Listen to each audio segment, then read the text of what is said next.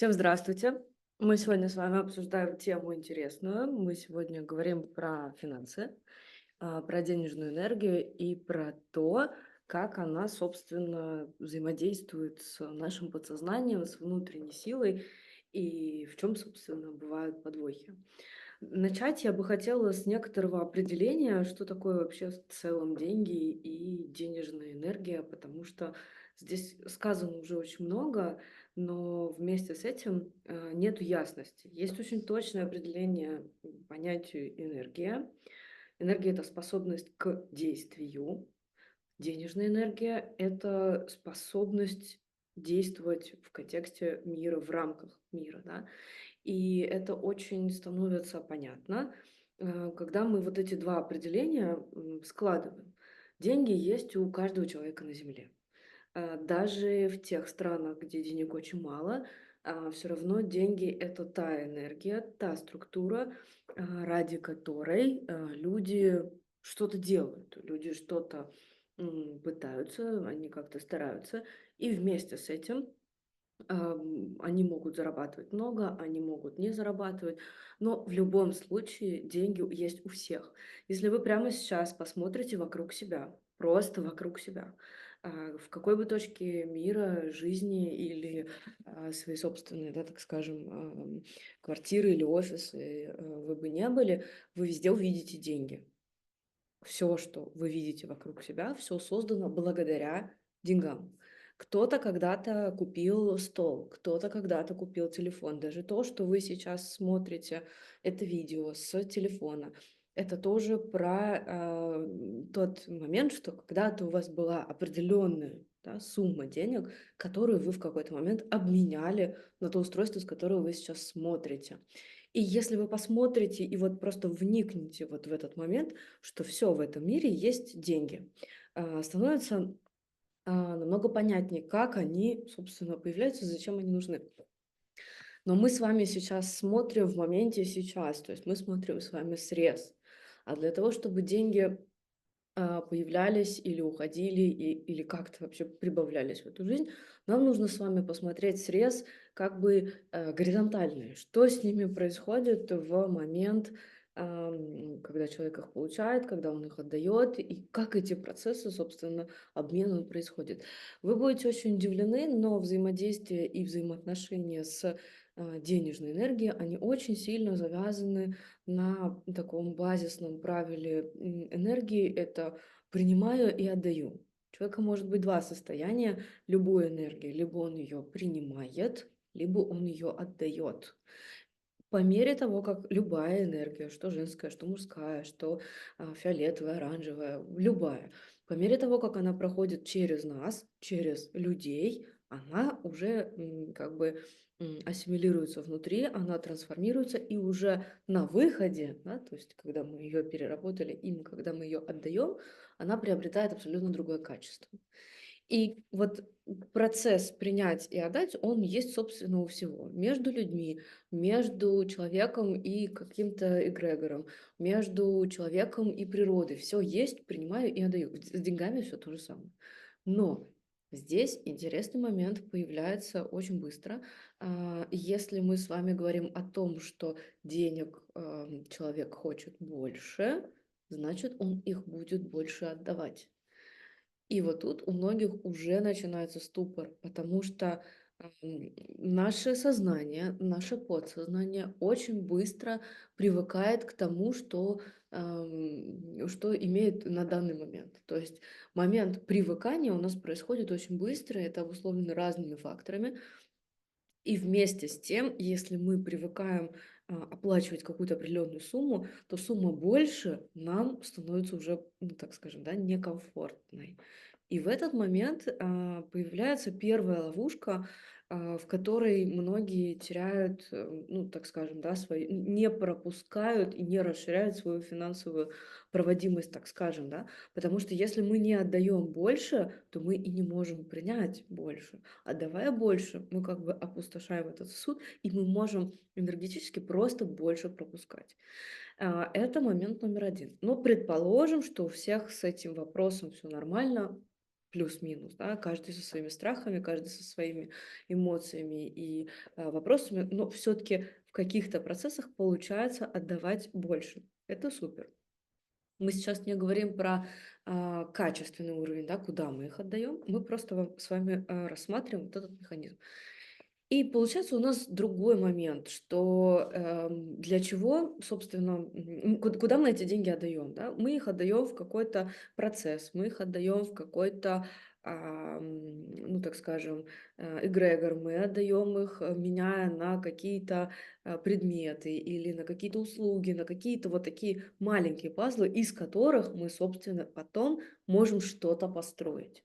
Если вы посмотрите на любой предмет, который прямо сейчас есть в вашей комнате, для чего-то он в этой комнате нужен. Он может создавать комфорт, он может быть использован для того, чтобы мы с вами лучше жили, или мы лучше работали, или чтобы у нас появлялись новые идеи. В общем, каждый предмет для чего-то нужен.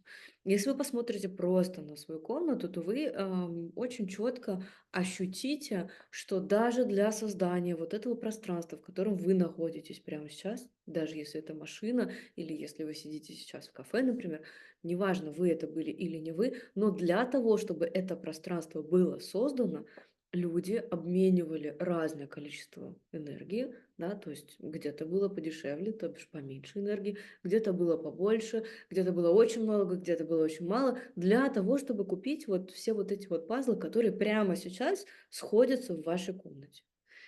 И мы с вами вот этот процесс рассмотрели на таком маленьком, крошечном примере ну, такого глобального мироздания. Да, у нас очень интересный получается эфир, потому что я вам вообще рассказываю, собственно, как устроены эти вот процессы целиком.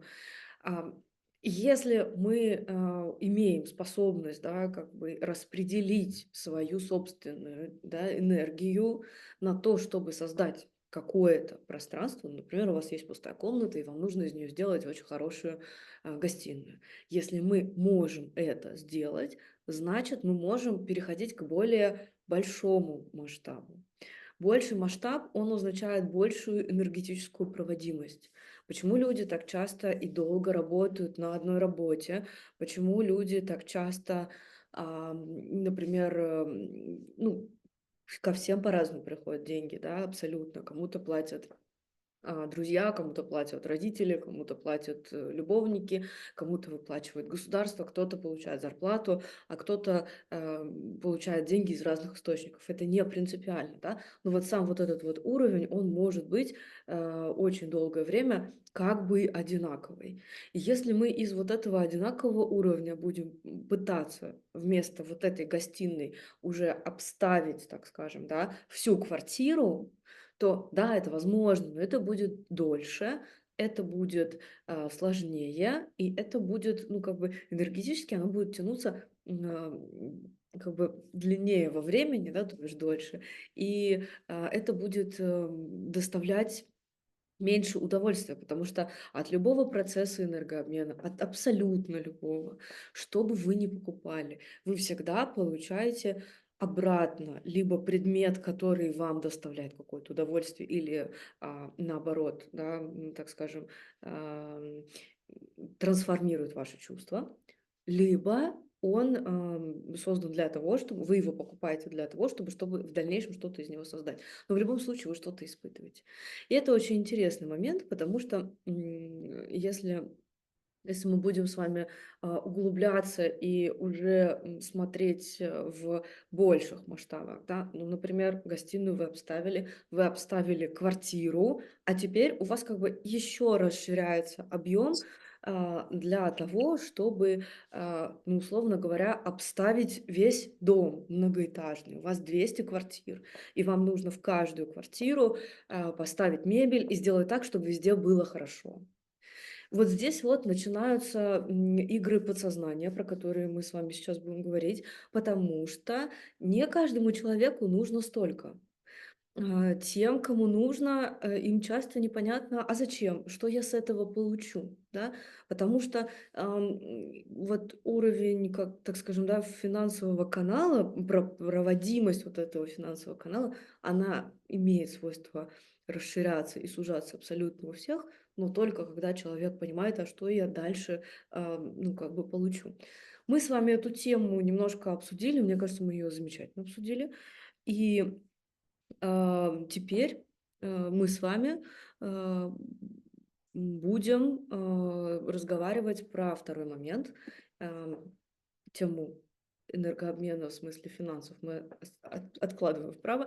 И теперь мы с вами говорим про подсознание человека. Да? Я очень люблю эту тему, потому что в целом, когда ты понимаешь, для чего тебе каждое действие в твоей жизни, когда ты начинаешь это отслеживать на уровне связей и алгоритмов внутри себя самого, твоя жизнь превращается в очень интересную синхронистичную игру.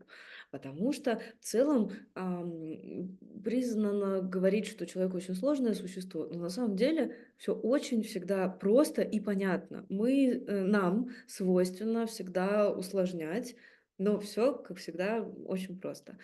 Есть у нас некоторое подсознание, которое имеет в себе определенный опыт, определенные установки, определенные какие-то ментальные конструкции, определенные страхи, они есть у всех, определенные желания, еще что-то, еще что-то. И это уровень личностный.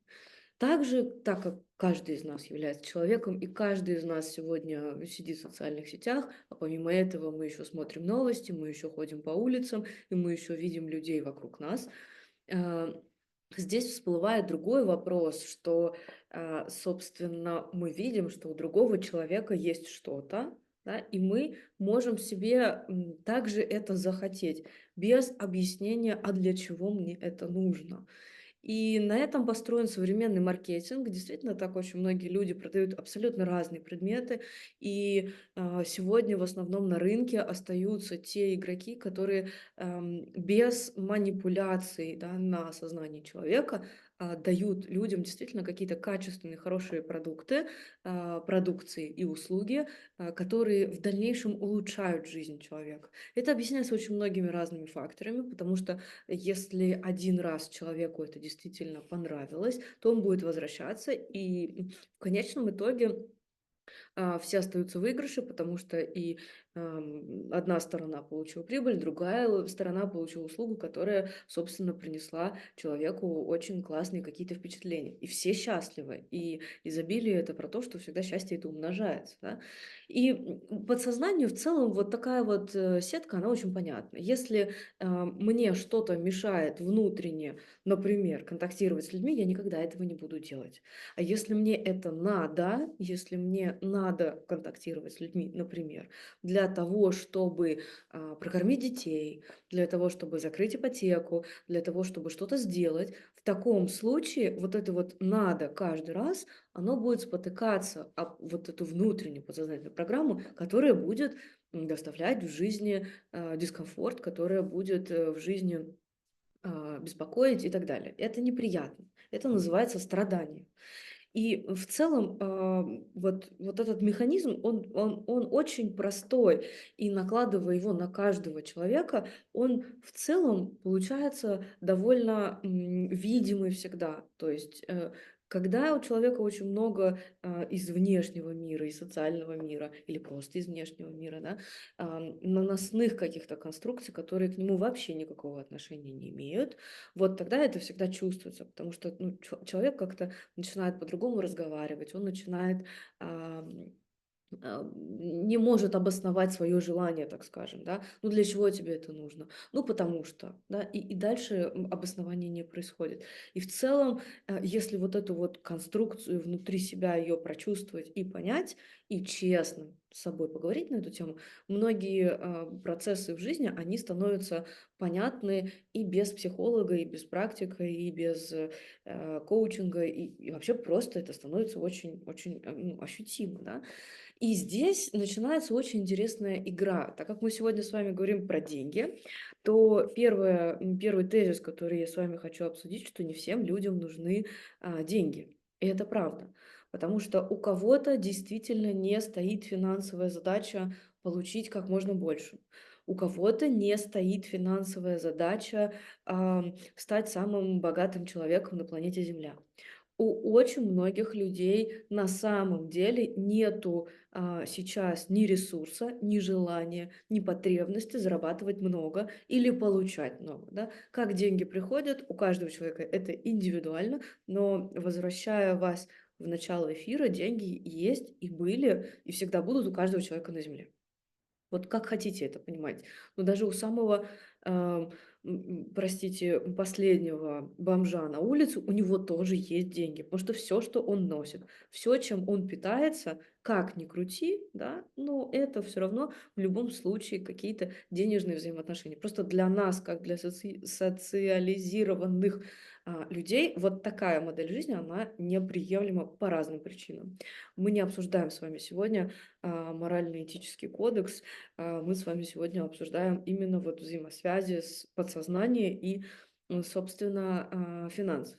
Очень многих людей есть потребность, ну такая вот на первом уровне сознания, есть потребность в том, чтобы денег стало больше.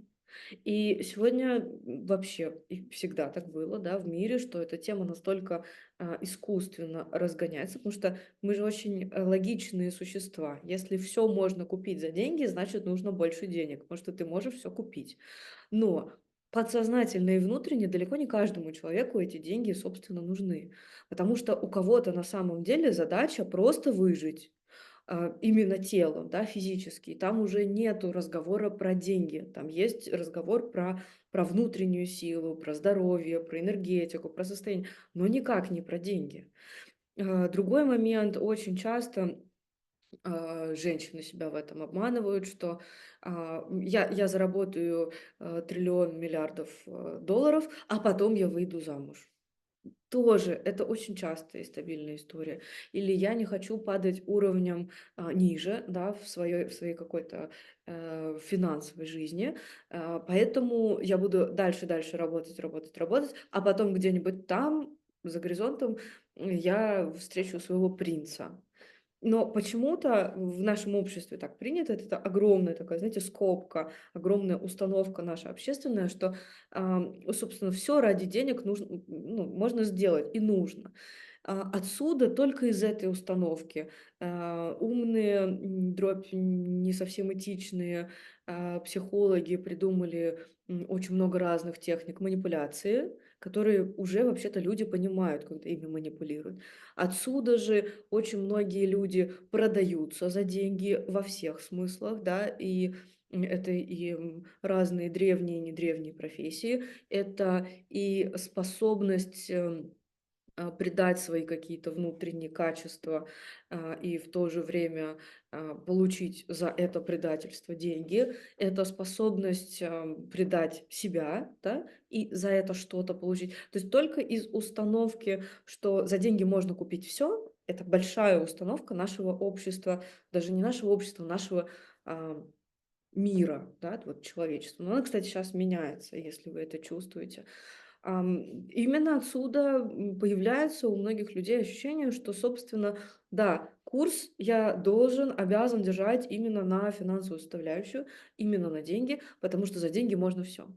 И первое мое исследование на тему финансов, как это вообще устроено у меня, у других людей, ну, в целом, да, у меня случилось года 3 назад, когда один парень мне сказал: "У меня все в жизни нормально".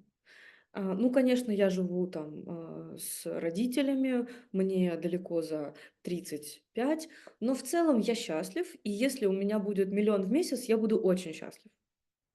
В целом, на уровне, ну, так скажем, да, социума, тема миллион в месяц, она очень сильно разгоняется, и я думаю, что вы сами это знаете.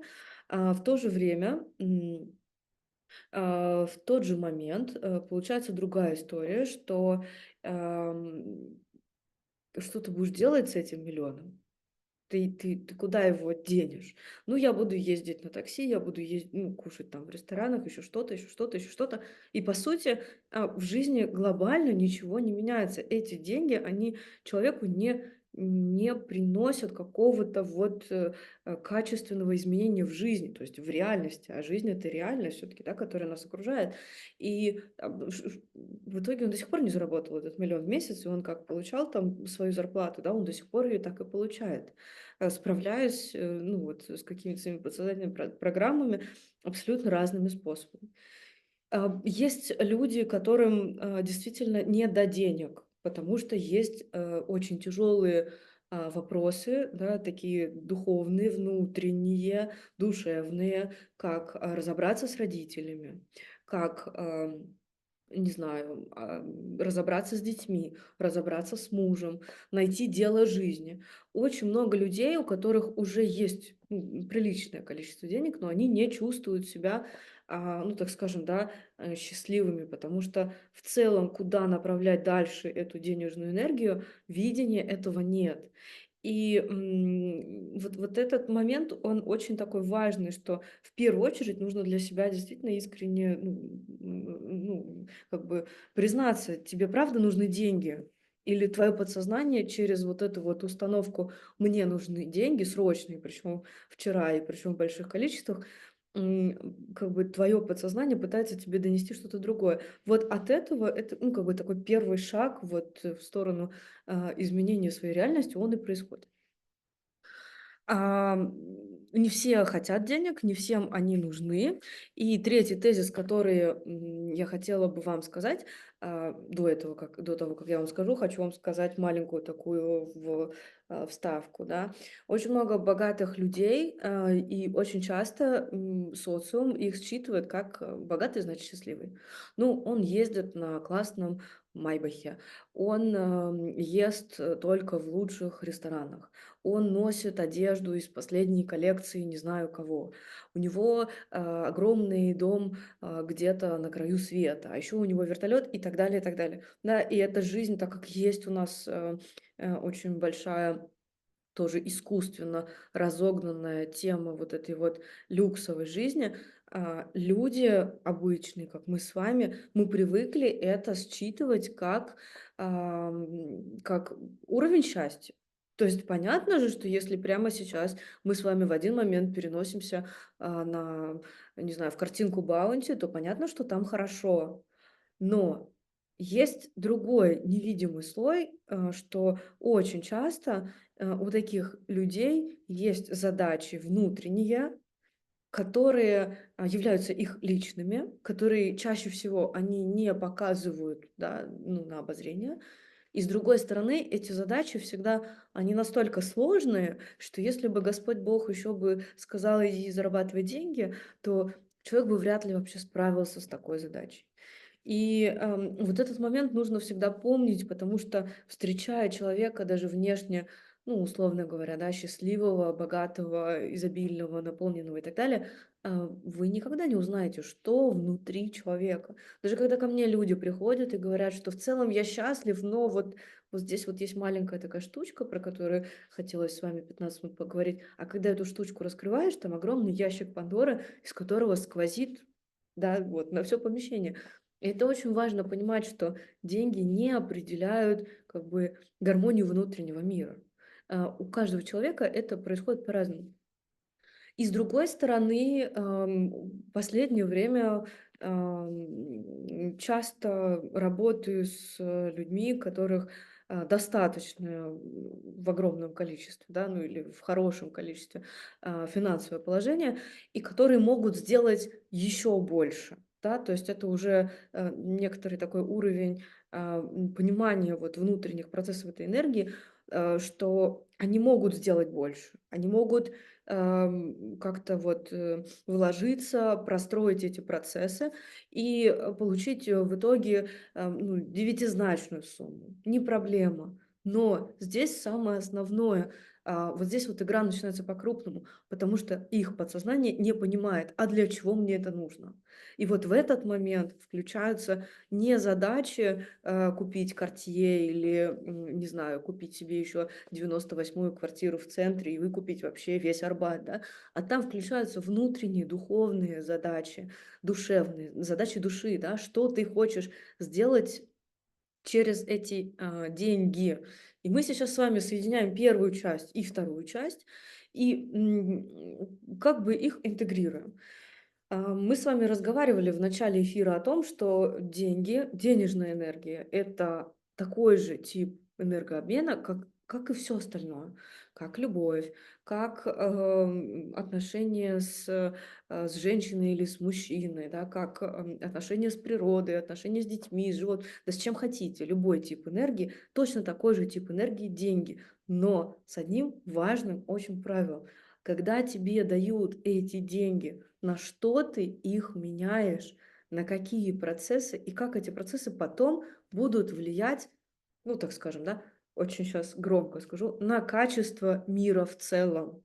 Для кого-то изменить мир к лучшему — это посадить новое дерево. Я вам серьезно говорю. А для кого-то это на уровне всей страны построить новую систему образования, сделать 1000 частных садиков, которые будут воспитывать новое поколение детей, потом сделать 2000 новых школ, которые будут воспитывать науку и таким образом отдать дань как бы, да, своей родине, своей стране и так далее. Но у всех масштабы и у всех, так скажем, да, аппетиты, они разные, и у всех потребности разные, и у каждого разные задачи, и никогда не нужно смотреть на то, что делает вот как бы другой человек. А вот он заработал, а вот это сделал, а вот так, а почему я так не могу? Вопрос не в том, не в количестве денег, да, а в качественных изменениях, в жизни, которую мы с вами можем проживать, которую мы с вами, собственно, и проживаем. И если относиться к этому процессу именно так, то в целом становится людям намного проще, потому что есть понимание, сколько нужно, есть понимание, что мне это даст, и есть понимание, а куда я эту энергию, куда я эти процессы, куда я эти, ну вот пазлики маленькие, в какую пирамидку я их сложу. И вот тогда получается очень интересная история. Но здесь нужно говорить всегда о внутренних духовных каких-то основах, о каких-то внутренних, очень устойчивых мировоззренческих конструкциях, которые, ну, не пошатнут, да, собственно, твое мироздание и твою жизнь ни в какую сторону, ни вправо, ни влево, ни назад, ни вперед. И если вот это вот, если вот ваша самость, если ваше внутреннее естество, оно стоит на ровных сваях, которые вы понимаете, почему они здесь стоят, почему мир устроен для вас именно так, а не иначе. То есть вообще в некотором в некоторых педагогических и психологических, так скажем, да, трудах это называется морально-этические моменты, да, то есть насколько человек этически воспитан, морально, да, насколько у него, собственно, уровень морали позволяет или не позволяет что-то сделать, собственно, вот эта тема. И в таком случае, если человек, ну, устойчивый, стабильный, то в целом он может сделать абсолютно любое количество денег. Но, опять же, мы смотрим в подсознание, что именно мешает прямо сейчас получать большую сумму денег, если вы с денежной энергией общаетесь именно в таком контексте, или зарабатывать, если вы общаетесь в контексте заработка. Вот, это вот такой момент. Какой бы кейс, я хотела рассказать? Естественно, не назову имен, но он меня честно поразил.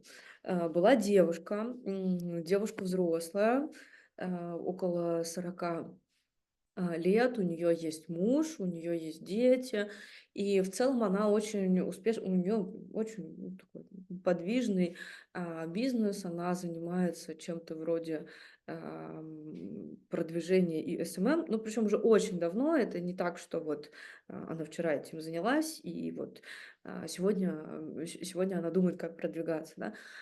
В целом муж тоже что-то зарабатывает, это как бы не вопрос, есть дети, детей они любят, все нормально. И она спрашивает, а почему как бы, собственно, я не зарабатываю больше? И смотря в ее поле, ну вот, да, как бы сканируя ее пространство вариантов, так скажем, да, есть четкое понимание, что, слушай, ну, возможности у тебя есть. у тебя очень много людей. А мне говорит: "Да, действительно, ты знаешь, у меня такой интересный круг общения. У меня есть и очень классная подруга, она, ресторатор. У меня есть друг, который там, он итальянец, я дружу с его семьей, и он вот, он там тоже открывает свой ресторан. И я с каждым вот, проектом, с каждым другом, я занимаюсь, своей работой. Иногда я с кого-то беру, иногда кому-то я просто помогаю. Раньше у меня была большая команда, из девчонок, которые там помогали мне делать какие-то свои, вещи, я что-то делегировала. Но сейчас вообще очень сложно с кадрами, нету людей. Нету специалистов, я никого не могу нанять. Вот у меня есть там одна девочка, да, и она вот работает, а остальных я нанять, ну, как бы не могу, и вообще все плохо, поэтому я сейчас сама работаю. Естественно, сама я не могу вывести большой объем, потому что большой объем денег, он все-таки предполагает, что какую-то часть времени, то есть своей энергии ты делегируешь другим людям. У нее с этой темой не получается. Ам, Начали с ней, ну, как бы, эту историю рассматривать. И не буду вам рассказывать все и очень долго, но получилась очень интересная история, что все заказчики, хотя вот вам сейчас, наверное, сразу представилось, что если эта девушка, она занимается, ну, таким, пиаром, да, не самым, а пиаром таким, проектов, больших и крупных, то, скорее всего, заказчики у нее тоже женщины. А здесь как бы осечка. Заказчики все мужчины. Все мужчины. Она ни с кем не входит ни в какие романтические отношения. Она с каждым очень хорошо, дружественно общается, с некоторыми она общается с семьями. И все в этом смысле нормально. Я говорю: "Что тебе больше всего нравится в твоей работе?" И она мне говорит: "Мне нравится, когда у меня получается. Мне нравится, когда, мне заказчик говорит, что: "Господи, ну спасибо, это было так здорово, это все так работает, и, все так слаженно, и всё так здорово". Говорит: "Я прям вот чувствую вот эту вот мужскую благодарность, да, поддержку. И мне всегда говорят: "Если тебе что-то нужно, ты звони, если ты там хочешь куда-то сходить в наш ресторан или там воспользоваться нашим проектом, ты, конечно, приходи, мы тебя всегда поддержим, бла-бла-бла". Говорит: "Мне вот это нравится". Он говорит: "Вопрос денег, да, он стоит у меня открыто, потому что мне там нужно на вот это, вот это, вот это, на детей, еще на что-то, еще на что-то". Он говорит: "Но в целом работы у меня много, она мелкая, то есть она не приносит большого выхлопа, но она как бы, ну, такая, я не могу ее не делегировать, я не могу на нее очень много заработать. Ну, вот как-то я хожу вот так вот по друзьям, да, от заказа к заказу, и в целом у меня всегда есть какая-то деятельность, ну вот, э, больше не получается". И, получился очень интересный разворот, что на самом деле у нее в семейной паре, то есть у нее есть муж, у нее есть дети, и в ее семейной паре ей катастрофически не хватает, вот этой вот мужской энергии, которую дает мужчина. И поэтому она, как бы не получая ее дома, она ее получает от своих заказчиков. Когда она эту схему быстренько увидела, она немножко пришла так в шок. Это вот вам банальный пример, да, он не банальный, он очень такой интересный, он очень сложный, но это живая история о том, как действительно человек не зарабатывает больше и почему. И на вопрос, а что для тебя сейчас важнее, тебе важнее сейчас зарабатывать много денег или получать мужскую энергию, женщина внутри себя сама отвечает, что да, мне важнее сейчас получать мужскую энергию. Потому что мужская энергия это про мое, ну, мое состояние, мое там самочувствие, про мой уровень энергии, да, ну, то есть про какую-то вот эту историю я есть, а деньги это то, что я могу на что-то потратить. Конечно, ей внутренне, подсознательно вот история с, а, так скажем, с мужской энергией, она была важнее. Она говорит: "Что делать?" Самый такой правильный, ну, не то что правильный, да, самый, точный момент, который помог бы ей, да, это найти такую взаимосвязь с мужем, то есть это семейная терапия, найти такую взаимосвязь с мужем, которая, могла бы ей позволить, ну, получать достаточное количество мужской энергии из семьи, да, из отношений в паре. А уже как бы бизнес, уже какую-то деятельность и деньги это оставить просто как заработок. Интересный такой момент получился, что когда я у нее спросила, вот у тебя работали девчонки, они работали там на разных должностях, и у тебя была команда, они что-то делали, почему ты их, ну, разогнала? Она сказала, что ну вот мы ввели какой-то проект, девчонки отвели этот проект, все было хорошо, и потом заказчики, мужчины, да, понимаете, они начали, ну, как бы благодарить и этих девочек. Говорит, был такой момент, да, что там у одной был день рождения, и там устроили большой фуршет, все, бла-бла-бла, все хорошо, подарки. Я говорю, ну и ты понимаешь, что ты как вот женщина, да, которая хочет, ну, мы такие люди, да, мы всегда хотим, чтобы все было только у меня, да, это мой муж, это моя жена, это мои дети, это мои деньги, это мое пространство, то есть, ну, как бы делиться, особенно с такими, ну, интимными процессами никто не хочет, очень мало таких людей. Естественно, она их всех разогнала, и это ее внутренняя потребность, это ее внутреннее подсознательное желание, так скажем, да, выбрать между деньгами и мужской энергией. У каждого человека стоит вот на этой чаше весов абсолютно разный выбор. У кого-то вот стоит вот такая история, у кого-то стоит наоборот, деньги или женская энергия. У кого-то стоит вопрос деньги или состояние ребенка. То есть либо я что-то делаю, я становлюсь взрослым, и я получаю много денег, и я меняю мир, либо я буду в позиции ребенка, которого нужно жалеть, которого нужно оберегать, которого нужно обнимать. И это очень разные процессы. Потому что внутренне, да, вот нашему естеству намного важнее принять, ну, как бы нематериальную энергию. А вот, не в контексте, да, там денег. Потому что важнее быть, например, ребенком, важнее получать, не знаю, там, женскую энергию от кого-то, важнее получать мужскую энергию от кого-то. То есть важнее справиться внутренне с вопросами в семье, важнее справиться с вопросами там еще какими-то, да.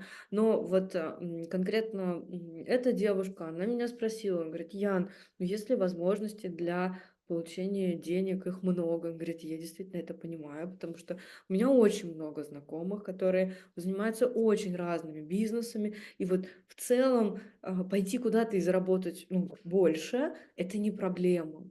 Но почему не получается?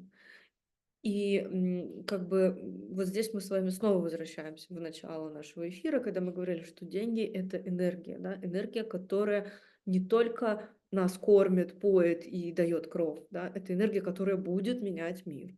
Здесь нужно четко понимать, что если мы расширяем финансовую энергию, да, то есть финансовую проводимость, энергетическую, то все проблемы, которые внутри человека в подсознании, в психике есть, они тоже увеличатся ровно в это же количество. И если нам плохо вот на моменте сейчас, если мы с этим не справляемся или справляемся долго, тяжело и так далее, то как мы справимся с процессами, которые в 5 раз больше? Никак. Это означает выйти в окно или сойти с ума, или ну, закончиться, да, то есть психика это ну, не выдержит просто. Почему так много людей, которые от стресса не спят, и, и очень много разных процессов именно от перезагрузки, перегрузки, перенапряжения, от тревоги. Ну, а теперь вот это вот все просто нужно умножить на x5 для того, чтобы получить в x5 больше денег. Не работает так. И тогда это будет в 5 раз больше обид, это будет в 5 раз больше страданий, это будет в 5 раз больше каких-то страхов. То есть не все на это готовы, на самом деле. Бывают случаи, когда люди говорят: нет, все, хрен с ними, с этими проблемами, я пошел зарабатывать. И вот они зарабатывают больше, они себя натаскивают на больше проектов, они натаскивают себя на больше поставок, на больше прибыли, ну, на большую прибыль, да, на получение большего количества денег. И в итоге это всегда пахнет либо выгоранием, да, когда человек уже не может ничего делать, либо это пахнет как бы очень сильным ну, стрессом для психики. Вчера только ехала в такси, и таксист мне рассказывал о том, это был бизнес-такси, и он мне рассказывал, почему он ездит в такси в бизнесе на своем Мерседесе, и почему он ушел из таможни, которая приносила денег вот немеренное количество. Он говорит, у меня есть 2 квартиры, у меня есть машина, у меня есть дача, у меня есть все, что нужно для того, чтобы человек существовал нормально. Он говорит, и я в какой-то момент понял, что у меня 3 компьютера, у меня 5 телефонов, и в любое время дня и ночи я работаю. И я понял, что я не могу. Я остановился, я моментально, одномоментно вышел из всех проектов, закрыл всю работу, и 2 года мне казалось, что мне кто-то звонит. То есть вот настолько вот психика была перенапряжена в смысле работы, в смысле денег. И он долго восстанавливался и через разные практики. Как обычно, мне везет на окружение, даже у таксистов тоже практики разные были, и у психологов, и у костоправов. Он говорит, я просто себя собрал заново. И сейчас я понимаю, что я делаю ту же работу, точно ту же работу, которая мне приносит примерно такое же количество денег, да, то есть такая же финансовая проводимость, но у меня другое нутро, у меня другие ценности, у меня другое отношение и к деньгам, и к процессам, и к самому себе. И я понимаю четко, для чего мне это. Говорю, а зачем вы ездите в бизнес-такси? Говорит, вы знаете, это безумно интересно, потому что можно поговорить с очень интересными и иногда увлекательными, да, людьми, и это можно с кем-то встретиться, и, говорит, я очень люблю свою машину, я люблю на ней ездить, говорит, ну, собственно, если у меня есть свободное время, и я понимаю, что мне не помешает там лишние 10 тысяч за вечер, потому что я их могу куда-то вложить, и они мне еще что-то там присутствуют, ну, почему бы и нет? Говорит, это мое хобби, имеет право, да. Но вот про подсознание и про выгорание, и про вот эти вот финансовые вопросы, это именно вот такая вот история. Что хочу вам сказать про внутреннюю силу, потому что это тема ретрита, который будет с 1 по 3 ноября в Подмосковье. И в целом тема денег, тема, ну, не хочу говорить это слово проявленность, честное слово, но тема изменения своей реальности, да, тема счастья, она очень прямо связана с темой внутренней силы. Потому что если нету вот этой так называемой внутренней силы, если человек ее не понимает, то ни о увеличении дохода, ни о уровне счастья, ни про создание семьи, ни про что мы говорить не можем, потому что нет вот этого фундамента, на котором человек выстраивает свое, ну так скажем, да, естество, то есть свою естественную среду обитания. У каждого человека абсолютно разная внутренняя сила. И всегда есть такое, ну, такой как бы закон, дробь определения, да, что изобилие, у него тоже есть очень четкое определение, да, это то, что постоянно умножается. И если мы не хотим никаких нервных срывов, если мы не хотим страданий, то м, нам нужно умножать только хорошее. А что хорошее мы можем умножить внутри себя, чтобы получить, ну, например, больше денег? Мы можем умножать только свою внутреннюю силу. У каждого человека это свое. Кто-то прекрасно работает с людьми, кто-то прекрасно работает с процессами, да, то есть это уже уровень не личностный, а такой операционный. Кто-то прекрасно работает с социумом в контексте изменений, ну, вот таких глобальных, а кто-то прекрасно работает на уровне, ну, например, очень внутреннем, например, на уровне семьи, и эти процессы тоже можно множить, да, и эти процессы тоже можно умножать, и из этого приходить к своему изобилию. Очень четкая формула, что если деньги приносят, если, например, появляется больше денег, и человек становится менее счастливым, значит, он идет не той дорогой. И это значит, что какую-то, ну, так скажем, да, первооснову своей внутренней силы он либо не видит, либо он не хочет туда смотреть, либо он боится. И это всегда очень ам, это всегда очень такие пропорциональные процессы. Деньги или благодарность и признание от людей.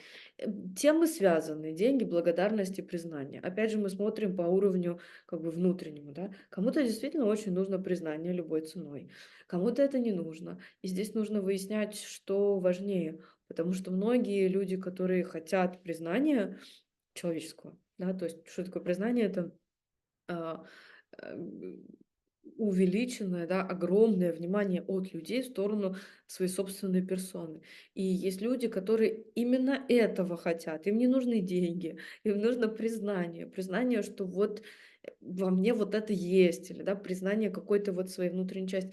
Но опять же, вот прямо сейчас идет такой момент, что очень мало людей, которые искренне хотят признания, не из травмированной части, да, потому что все-таки история о том, что я хочу признания, потому что в детстве или где-то там что-то не случилось, такое очень часто может быть.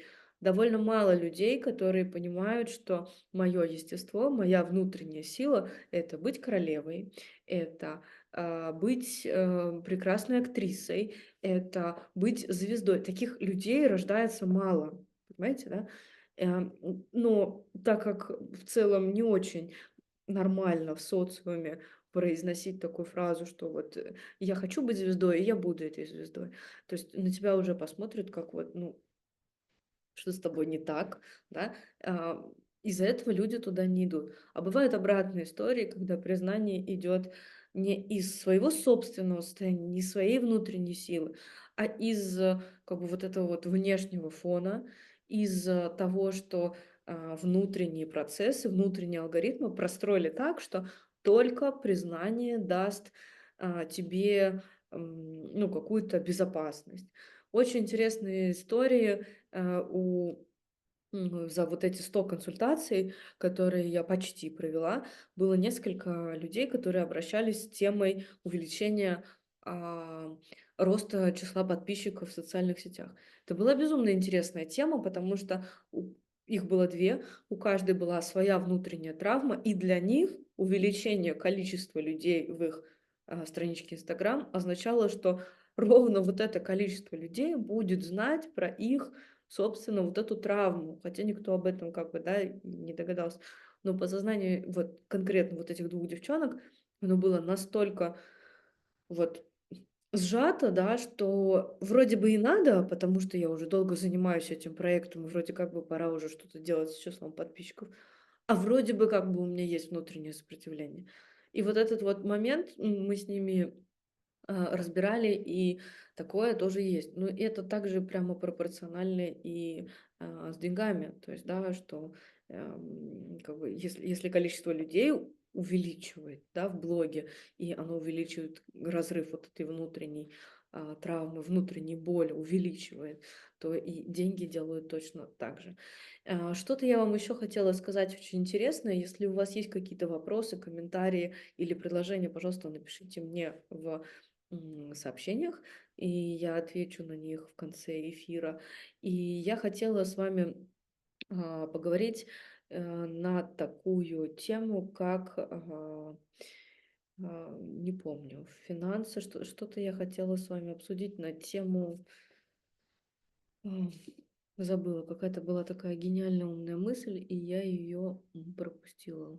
Ладно, я тогда ее вспомню и скажу вам.